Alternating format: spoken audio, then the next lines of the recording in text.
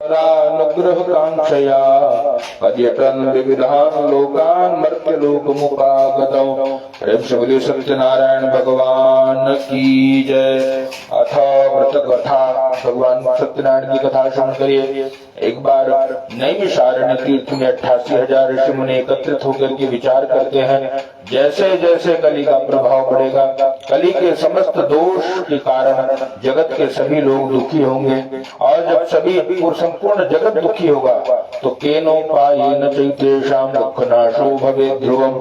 कहा कैसे सबके जीवन से दुख दूर हो। ऐसा विचार करके शौनक आदि 88,000 ऋषि मुनि श्री पुराणों के ज्ञाता सूत जी महाराज के पास गए और उनको प्रणाम किया। प्रणाम करके उनके प्रश्न किया, व्रतेन तपसा किं वा प्राप्यते वांछितं फलम् तत्सर्वं श्रोतुमिच्छामः कथयस्व महामुने। व्रतेन तपसा क्यों वा, किस व्रत अथवा तप से सभी के मनोकामना की पूर्ति हो पावेगी, हे प्रभु कृपा करके बताइए। सूत जी महाराज ने बताया कि नारदेनैव संपृष्टो भगवान कमलापति। श्री नारद जी महाराज ने यही प्रश्न भगवान कमलापति श्री नारायण से पूछा था, और भगवान ने जैसा श्री नारद जी को बताया था वैसे ही मैं आपको बता रहा हूँ, आप श्रवण करिए। एकदा नारदो योगी परानुग्रह कांक्षया पर्यटन विविधान लोकान मर्त्य लोकम उपागतम। एक बार की बात है, श्री नारद जी महाराज अनेक लोकों में भ्रमण करते हुए श्री मृत्यु लोक में आए, और मृत्यु लोक में आकर के नारद जी ने देखा ततो दृष्टवा जनान सर्वान नाना क्लेश समन्वितान। सभी लोगों को अनेक प्रकार के क्लेश कष्ट भोगते जब देखा श्री नारद जी महाराज ने, तो नारद जी के हृदय में पीड़ा हुई। तुरंत कहा श्री वैकुंठम तदागमत। श्री वैकुंठ लोक को श्री नारद जी महाराज गए और वहाँ भगवान का दर्शन किया। तत्र नारायणम देवम शुक्ल वर्णम चतुर्भुजम। शुक्ल वर्ण के 4 भुजाधारी भगवान का दर्शन किया। शंख चक्र गदा पद्म से विभूषित है भगवान, ऐसा श्री नारद जी ने देखा। और तो तुम समुप चक्र में भगवान की स्तुति करना श्री नारद जी ने प्रारंभ कर दिया। नमो वां मनसातीत रूपायानंत शक्तये आदि मध्यांत हीनाय निर्गुणाय गुणात्मने सर्वेषामादि भूताय भक्तानामार्तिनाशने।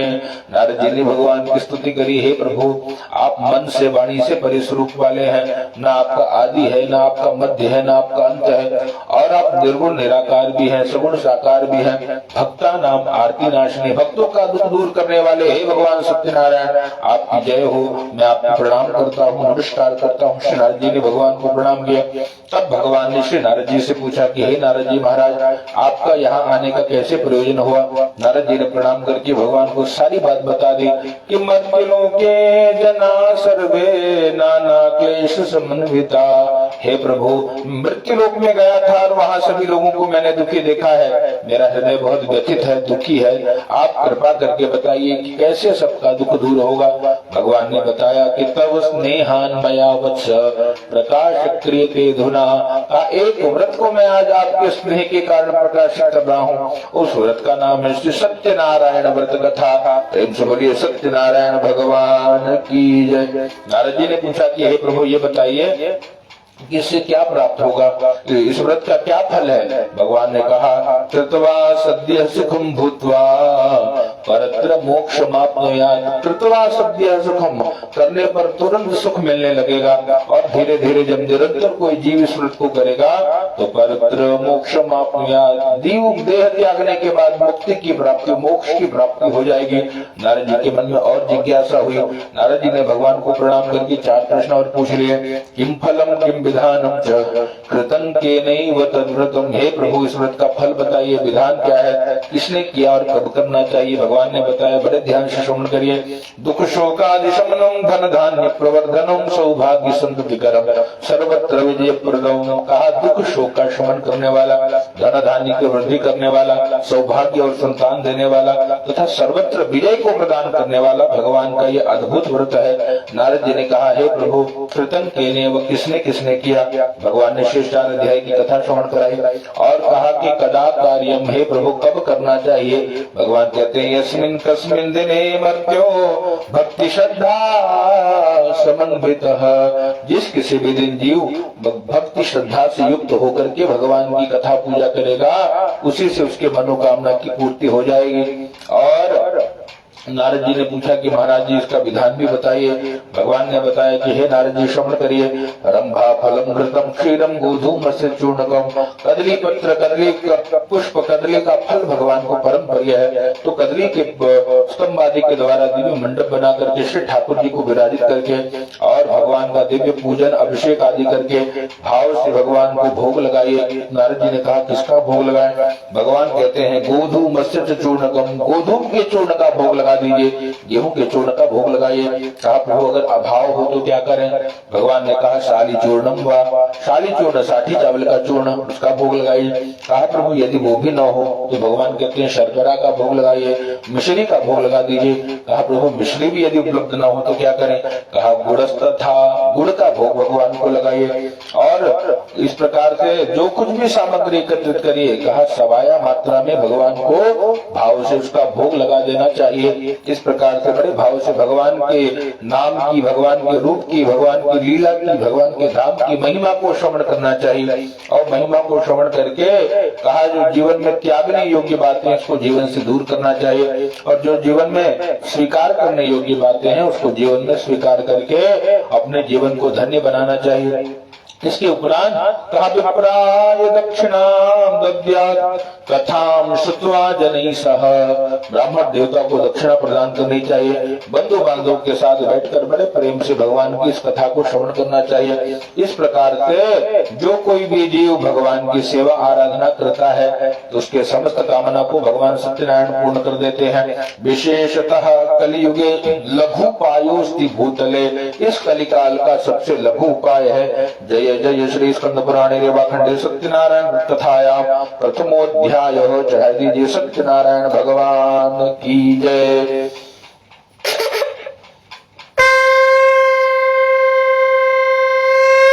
अथ द्वितीयोध्याय, दूसरे अध्याय की कथा श्रवण करिए। एकदा कश्चित् काशीपुरे रम्ये यासीत् विप्रोति निर्धन। विप्रोति निर्धन, अति निर्धन ब्राह्मण देवता काशी में रहते थे। शतानंद नाम के ब्राह्मण देवता और भूख प्यास से व्याकुल होकर के भिक्षा मांगते थे। कुछ न मिलता तो भगवान का स्मरण करते थे, भगवान का नाम जप करते थे। सत्य नारायण नारायण नारायण, लक्ष्मी नारायण नारायण नारायण, भजमन नारायण नारायण नारायण, हरिहर नारायण नारायण नारायण। भगवान के नाम को गाते हुए और फिर भगवान की कृपा हो गई।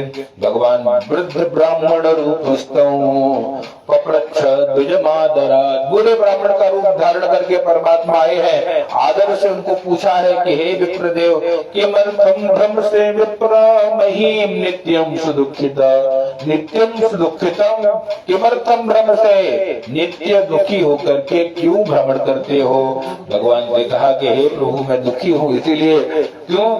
भूख प्यास से व्याकुल होकर भिक्षा मांगता हूँ, कुछ मिलता नहीं है। आप कृपा करिए कि घर में सुख संपत्ति आए, धन धान्य की वृद्धि हो, ऐसा लघु उपाय बताइए। भगवान ने कहा अनेक उपाय है, पर लघु उपाय आप पूछ रहे हो तो मैं बताता हूँ। सत्य नारायण व्रत, यही लघु उपाय है प्यारे। सत्यनारायण भगवान का दिव्य व्रत, सत्यनारायण भगवान की दिव्य कथा, भगवान सत्यनारायण का दिव्य नाम, ये लघु उपाय है। इसी जीवन में कहा उसको धारण करेंगे कि सत्य केवल और केवल नारायण है। जिसने सत्य स्वरूप श्री नारायण को जीवन में स्थान दे दिया, असत्यता से दूर होने लगा जीव, तो उसका कल्याण हो जाता है। नारद जी ने सभी बातों को स्वीकार किया, नेत्र को बंद करके भगवान को प्रणाम किया। सत्यनारायण भगवान की जय हो। जैसे नेत्र खोला भगवान वहां से अदृश्य हो गए। अब भगवान चले गए, विश्वास हुआ कि अरे ठाकुर जी लगता है साक्षात आए थे, साक्षात कोई परम पिता परमात्मा ही विप्र रूप लेकर आए, हमको शीघ्र करना चाहिए। और इस प्रकार मन में भाव लेकर के अपने घर पे गए नाम को गाते हुए, और भगवान के दिव्य नाम को गाते गाते जब घर पहुंचे, रात्रौ निद्राम न लब्धवान, चिंता सताने लगी कि कैसे सामग्री लाऊं, कहाँ से व्यवस्था होगी, कैसे पूजन कर पाऊंगा, हे भगवान कुछ तो कृपा करिए। और भगवान से जब इस प्रकार दिव्य प्रार्थना करी, प्रभु बड़े प्रसन्न हुए और भगवान ही स्वयं कहा कृपा करके, जब प्रातः काल ये विप्रदेव उठे हैं, दिव्य तिलक लगाया, ब्रह्म का वेश धारण किया, भगवान का दिव्य कहा देवम भूतवा देवम यजेत, इस प्रकार से देवता बन करके देवता की उपासना करनी चाहिए। गए इस प्रकार से दिव्य वेश को धारण करके, जैसे ही ये विप्रदेव बाहर निकले, सभी लोगों ने इनको प्रणाम किया, पूछा कि हे ब्राह्मण देवता कहाँ जा रहे हो? कहा सत्य नारायणम देव यजेत्यैव निशामुखे, कहा ये संध्या का पावन समय, और इस समय में भगवान की दिव्य रसमयी दिव्य कथा को श्रवण करूंगा, भगवान के व्रत को करूंगा, नाम संकीर्तन करूंगा, भगवान का पूजन करने जा रहा हूँ मंदिर में। सभी ने सामग्री प्रदान कर दी, कहा ग्वाले ने दूध घृत आदि प्रदान कर दिया, माली ने पुष्प दुर्वा तुलसी आदि प्रदान कर दिया, बड़ी समाज ने कहा इनको अन्न धान आदि पूजन योगी जो सामग्री है सब प्रदान कर दी। सारी सामग्री समाज से ही प्राप्त हुआ और सब लेकर जब मंदिर में बैठे, आज नेत्र कहा भगवान की कृपा से भर गया, सजल हो गया, धन्यवाद किया हे प्रभु आपने लाज रख ली, और बैठकर बड़े प्रेम से भगवान की दिव्य पूजन को किया, भगवान की कथा को श्रवण किया, और इससे इतना आनंद मिला कि जो सामग्री मिली अन्न धन आदि का सब भगवान की सेवा में ही लगा देता है। और जब इस प्रकार से संकल्प ले लिया कि मासी मासी व्रतम कृतम, हे प्रभु हर महीने अब मैं व्रत को करने लगूंगा, आप बस अपनी कृपा बनाइए। परमात्मा की कृपा हुई, धीरे धीरे धीरे समय बीतने लगा, और जब समय बीता कुछ वर्षों के उपरांत ही ये ब्राह्मण देवता धनवान हो गए, सभी संपत्ति से संपन्न हो गए। प्रेम से बोलिए सत्य नारायण भगवान की। तब से ब्राह्मण देवता भगवान की दिव्य आराधना करने लगे। एक उनका मित्र लकड़हारा उस गांव में ब्राह्मण को सभी संपत्ति से संपन्न देखा, ब्राह्मण देवता को प्रणाम करके कहता है कि हे प्रभु आप कृपा करके हमको ये बता दीजिए कि कैसे आपके पास धन धान्य मिला। आप जहाँ भगवान नारायण प्रतिष्ठित हैं, जहाँ भगवान शालिग्राम जी हैं, जहाँ भगवान कृष्ण कन्हैया लाल है, जहाँ राघव सरकार है, वहाँ भगवती माँ लक्ष्मी पराम्बा जगदम्बा राजा राजेश्वरी नित्य निवास करती है। दरिद्रता तो अपने आप दूर हो जाती है, इसलिए नारायण की सेवा का ही फल है। तो लकड़हारा भी लकड़ी को बेचने निकला, दुगुना मूल्य मिला, विश्वास हुआ, ब्राह्मण देवता को बुलाकर वो भी भगवान की सेवा कथा करने लगा। तब से दोनों को जब जब समय मिलता तो भगवान का भजन करते, भगवान का कीर्तन करते, भगवान की कथा करते, सत्संग करते, इस प्रकार से जीवन को व्यतीत किया। देह को त्यागा तो भगवान को श्री धाम को चले गए। प्रेम से बोलिए सत्यनारायण भगवान की जय। अथ पुनः पुष्प ले लीजिए तृतीय अध्याय।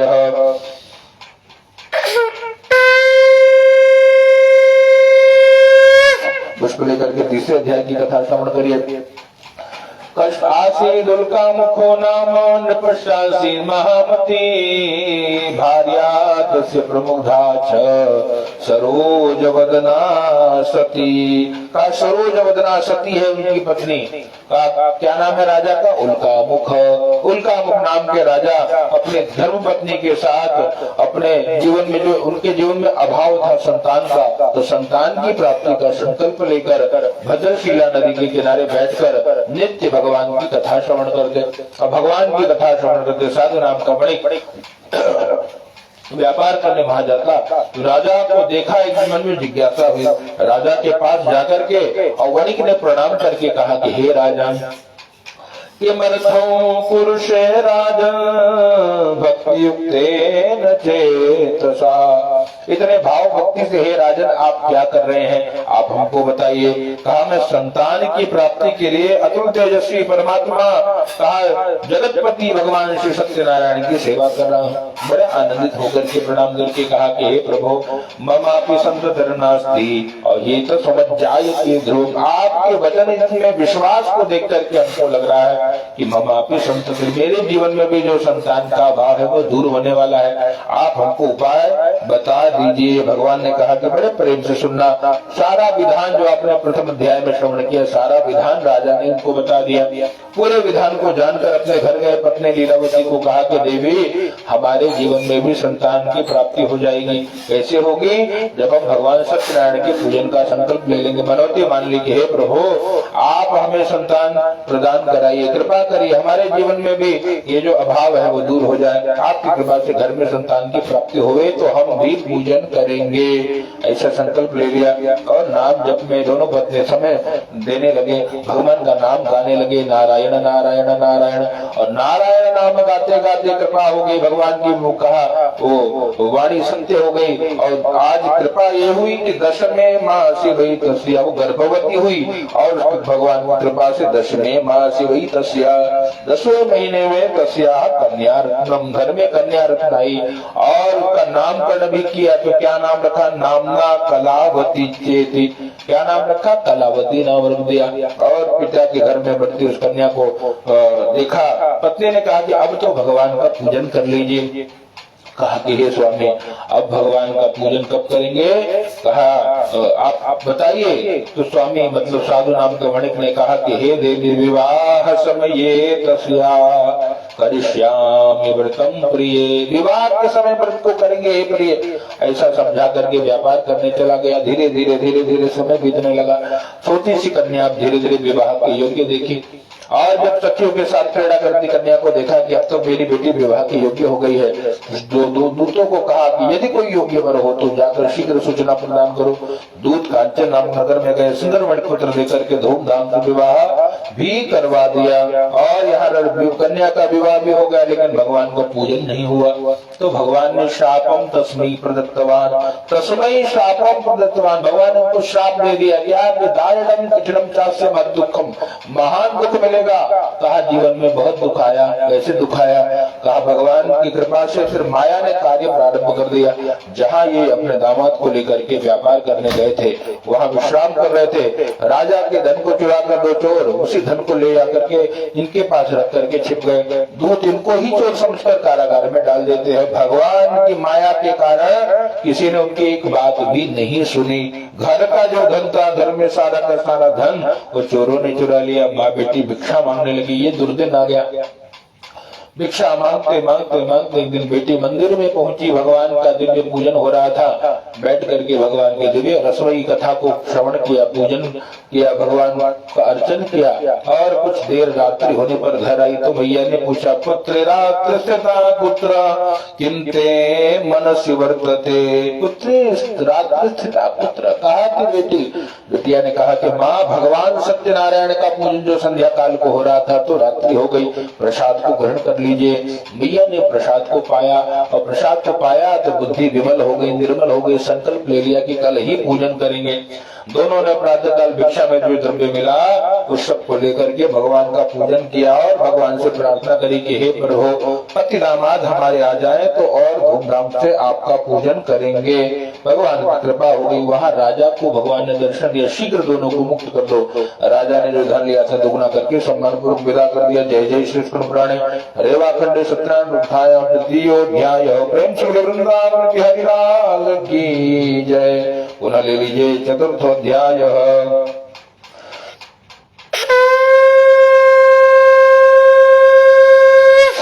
चौथे अध्याय की कथा है। यात्रांत कृतवान साधुर मंगलायन पूर्विकाम। साधु नाम का वणिक मंगलाचरण करते हुए यात्रा के लिए निकला और निकला तो ब्राह्मणे धनम दत्तवा। कहा विप्र ब्राह्मणों को दक्षिणा प्रदान करी, दीन दुखियों को दान किया, भगवान का दर्शन किया और आगे बढ़ा। तो भगवान ने इनकी परीक्षा ली। कैसे परीक्षा ली? भगवान एक दंडी सन्यासी का रूप धारण कर लिया और पहुंचे इनकी नौका के पास और पूछते हैं कि किम तब नौ स्थित तेरी नाव में क्या है? दूत बोलता है लता पत्रादिकं चैव वर्तते तरणौ मम हे प्रभु मेरी नाव में लता पत्र आदि है, आपको यदि कुछ चाहिए कि मुद्राम दे तुम किमिक्षा से, क्या कुछ मुद्रा उद्रा लेना चाहते हैं क्या? भगवान ने कहा नहीं। हे लया प्रहस्य वही, कहा भगवान का अपमान किया इस प्रकार से झूठ बोलकर भगवान मुस्कुराने लगे और कहते हैं सत्यम भवतु ते वचः, तेरी ही बात सत्य हो जाए। जाकर के वृक्ष नीचे बैठे, नौका का जो द्रव्य था प्यारे वो सब लता पत्र आदि हो गया, नौका हल्की होकर जल में उतराने लगी। दामाद को जब पूछा तो दामाद ने सत्य बताया, जो आपने कहा था वही सब नौका में भर गया है। मूर्छित होकर गिर पड़े। दामाद ने जगाया, चलिए भगवान की शरण में दौड़कर, कहा दौड़ कर गए, भगवान के चरणों को पकड़ लिया, रोने लगे। जब रोने लगे तो भगवान कहते हैं माँ रोधी सुनो मदवाक्यों, मदवाक्यम सुनो, मेरे बात को सुन। क्या? क्योंकि ममाज्ञया दुर्बुद्धि प्राप्तम दुखम मुहुर्मुहु, मेरे ही आज्ञा से हे दुर्बुद्धि तूने बार बार दुख को पाया है। बोले क्यों भगवान, ऐसा आपने क्यों किया? कहा क्योंकि तू सेवा तूने जो की भी है जीवन में, कहा कभी तूने सच्चे हृदय से मेरी उपासना नहीं की। कहा मम पूजा बहिर्मुखा, मेरी पूजा तूने हमेशा बाहर से किया, कभी हृदय से प्रेम नहीं किया, इस कारण से दुख मिला। इसलिए भगवान की सेवा के लिए मन की विशेषता है, सेवा के लिए मन प्रधान है। निर्मल मन जन सो मोहि पावा, मोहि कपट छल छिद्र न, जो निर्मलता जिसके मन में आ गई प्यारे, उसने जो किया वो ठाकुर जी ने स्वीकार कर लिया। ऐसे अनेकों भक्तों की कथा है। और कहा जो जिसके मन में निर्मलता नहीं है, केवल आडंबर में ही पड़ा हुआ है, झूठ कपट में ही पड़ा हुआ है, ऐसे व्यक्ति को ठाकुर जी कभी दर्शन नहीं देते। इसलिए भगवान की सेवा में निर्मलता मुख्य है। तो साधु कहता है कि हे प्रभु तन्माया मोहिता सर्वे ब्रह्माद्यास्त्रिदिवौकश, ब्रह्मा आदि तीनों देवता आपकी माया से मोहित हो जाते हैं प्रभु। तो मूढ़ो हम त्वाम कथम जाने मोहितस्तब माया, मैं मूढ़ हूँ प्रभु, कैसे आपको जान पाऊं, मुझे क्षमा करिए, मैं मोहित था प्रभु। अब से कोई अपराध नहीं करूंगा। पुरा वित्तंच तत्सर्वं त्राहि मां शरणागतम्, पुराने धन की मेरे परिवार की सब रक्षा करिए, आप शरणागतम, मैं अब आपकी शरण में आ गया हूँ। भगवान ने कहा ठीक है कोई बात नहीं, त्राहि मां शरणागतम जब कहा तो भगवान ने तथास्तु कहते हुए भगवान अंतर ध्यान हो गए, सब कुछ पुनः प्राप्त हो गया। भगवान की जय जयकार करी, सत्य नारायण भगवान की जय। तब से कहा नौका को लेकर के आगे बढ़ा तो दूतों को कहा पश्य रत्नपुरी मम, वो देखो मेरी नगरी दिखाई दे रही है। दूत घर गए और समाचार दिया कि उनको कि साधु नाम के जो वणिक है वो आ गए हैं नदी के किनारे। पत्नी ने सुना, हर्षित हो गई, दोनों पूजन में बैठे हैं, पूजा को वहीं छोड़कर बेटी से कहा मैया चली गई और बिटिया को कहा कि तू पूजन को पूर्ण कर ले। और जब वहां गई बेटी का मन भी भगवान की पूजा से हटा और उसके बाद भगवान के प्रसाद को भी त्याग करके गई पति दर्शन के लिए। पति नौका के साथ जल में डूब गया। आकाशवाणी हुई कि हे साधो, ये भगवान के प्रसाद के तिरस्कार के कारण ही हुआ है। ऐसा सुना तो बिटिया को बताया, दौड़कर कलावती पुनः घर में आई और प्रसाद को ग्रहण किया। पुनः जब गई तो पति का दर्शन किया है। जय जय श्री कृष्ण पुराणे रेवा खंडे सत्यनारायण व्रतधायाम तब से पूर्णिमा संक्रांति पर भगवान की सेवा करके आनंदित रहे, देह को त्याग करके भगवान के धाम को चले गए। सत्यनारायण भगवान की जय।